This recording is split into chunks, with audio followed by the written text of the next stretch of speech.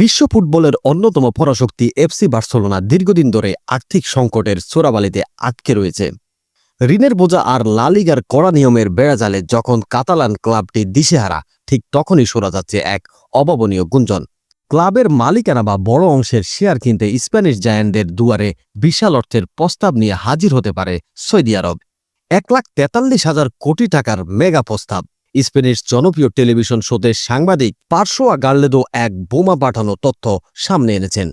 তার দাবি, বার্সেলোনার মালিকানা বা অংশীদারিত্ব পেতে সৌদি যুবরাজ মোহাম্মদ বিন সালমান প্রায় 1,000 ইউরো বিনিয়োগের পরিকল্পনা করেছেন। বাংলাদেশি মুদ্রায় এই অর্থের পরিমাণ প্রায় 1,43,310 কোটি টাকা। ফুটবল ইতিহাসের অন্যতম এই বড় প্রস্তাবটি টেবিলে আসলে বার্সেলোনার আর্থিক চিত্র রাতারাতি বদলে যেতে পারে। বর্তমানে বার্সেলোনা প্রায় 250 কোটি ইউরো ঋণে জর্জরিত। এই বিশাল ঋণের অঙ্ক ক্লাবটিকে প্রতিনিয়ত ভোগাচ্ছে। আর্থিক দৈন্যদশার কারণেই ক্লাবের ইতিহাসের সেরা খেলোয়াড় লিওনেল মেসিকেও ধরে রাখতে ব্যর্থ হয়েছিল বার্সা।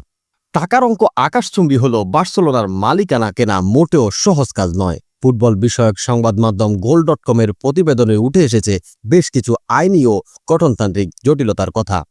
সৌদি যুবরাজ চাইলেই হয়তো এককভাবে ক্লাবটি কিনে নিতে পারবেন না। তবে বিশ্লেষকদের মতে ক্লাবের সম্পূর্ণ মালিকানা না পেলেও নির্দিষ্ট কোনো বাণিজ্যিক শাখা, স্টেডিয়াম সত্ত্ব বা মিডিয়া রাইটসের বিশাল বিনিয়োগের সুযোগ তৈরি হতে পারে।